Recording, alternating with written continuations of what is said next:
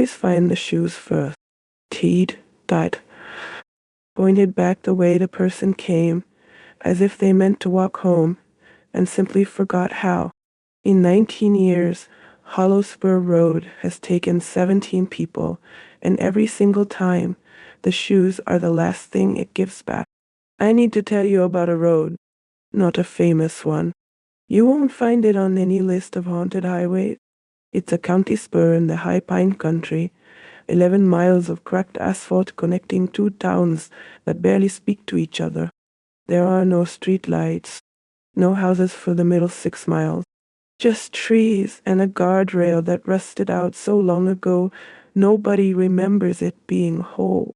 I spent 4 months talking to the people who live near it, search and rescue volunteers, a retired sheriff's deputy, a woman who runs the gas station at the south end and writes down the license plate of everyone who turns onto the spur after dark.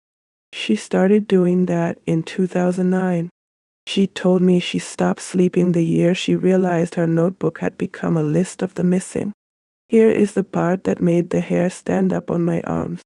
The disappearances are not random. They follow a pattern so precise that the deputy, a man who does not believe in anything he cannot put in an evidence bag, drew it out for me on a napkin, and then asked me not to use his name. The road has mile markers, old ones, green metal signs counting from 11 at the north end down to 0 at the south. And every person who has vanished was last seen, last pinged, last recorded somewhere between marker 4 and marker 3, a 1-mile stretch.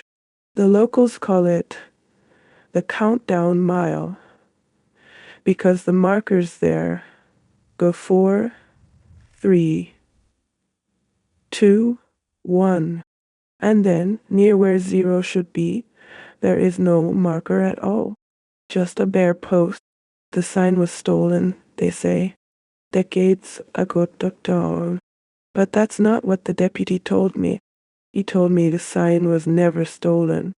He told me that when the road was surveyed in the 70s, the crew measured that final mile 3 separate times and got 3 different lengths. He told me the foreman quit the job and the county quietly decided to leave the last marker off the map. The paperwork lists Hollow Spur Road as 10 miles long. The odometer of every car that drives it reads 11. The first one anybody connected to the pattern was a man named Royce Edelman, October 2006.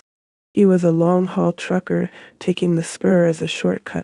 His rig was found at marker 4, engine running, hazards on, driver's door open. His phone was on the seat. The last thing it recorded was a voice memo, 11 seconds long, that he had started by accident with his knee. On it you can hear the road noise. Then the road noise stops, not fades, stops.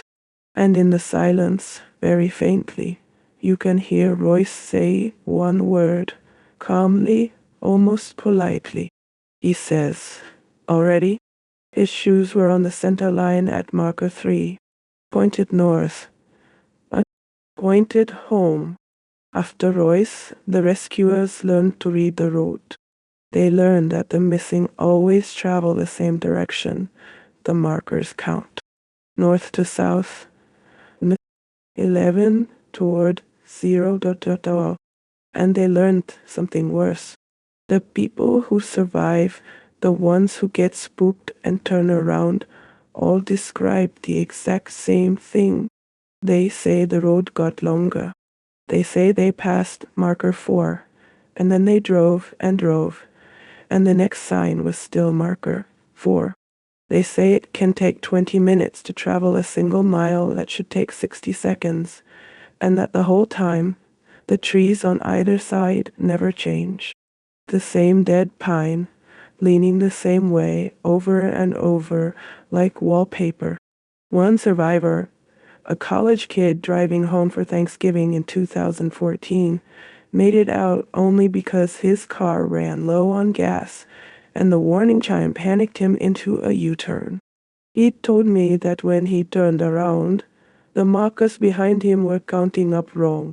He'd passed 3, 2, 1 heading south. When he flipped around heading north, the first sign he saw didn't say 2. It said -1. He didn't sleep at my motel that night. He drove 4 hours to his mother's house instead. I don't blame him. The deputy kept a spreadsheet. 17 people. He matched the dates and found the thing he least wanted to find. The disappearances cluster. Not by season, by count, by tone.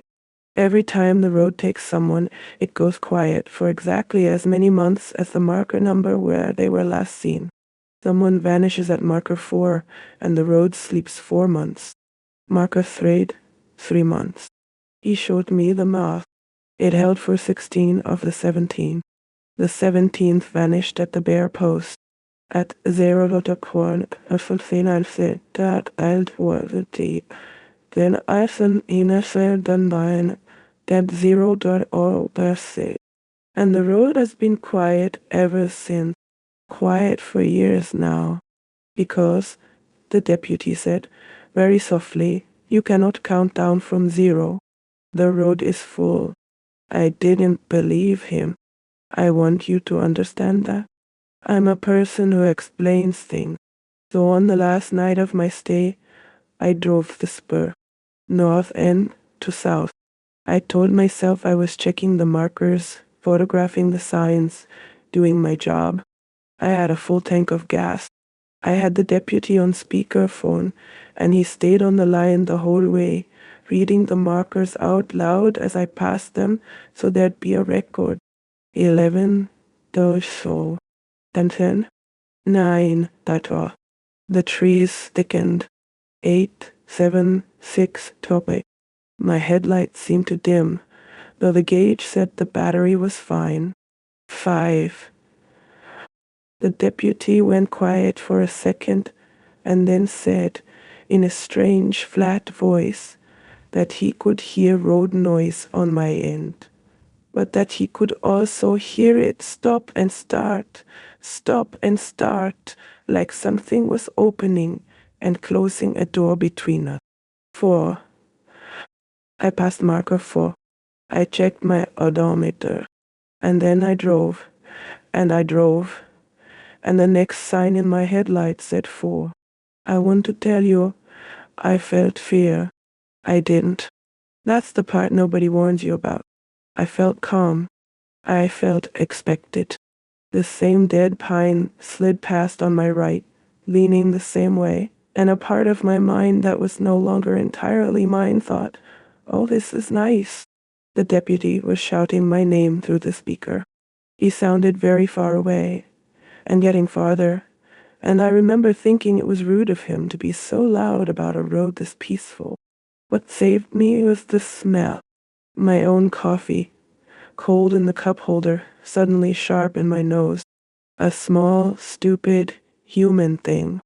It cut through whatever was pouring into the car like cold water on the back of my neck, and I jerked the wheel and spun the car into a hard U-turn and floored it north. And I did not look at the markers. I would not look at the markers. I stared at the center line, and I drove until the deputy's voice came back clear, and the trees finally changed. I made it out. The gas station woman wrote down my plate. I asked her how long I'd been on the road. She looked at her watch, and then at me and didn't answer for a moment. She said I'd turned in 2 hours and 40 minutes ago. The drive is 11 minutes. I don't tell people which road it is. I won't put the county in this, because here is the only thing I'm certain of, the thing the deputy made me promise to say. The road is patient. It is full right now. But things that are full do not stay full forever.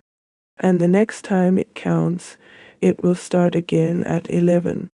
So if you are ever on a dark county spur, and the mile markers begin to count down, and the same dead tree leans past your window twice, do not drive toward 0. Find a reason to turn around. Fill your coffee. Run out of gas. Whatever it takes.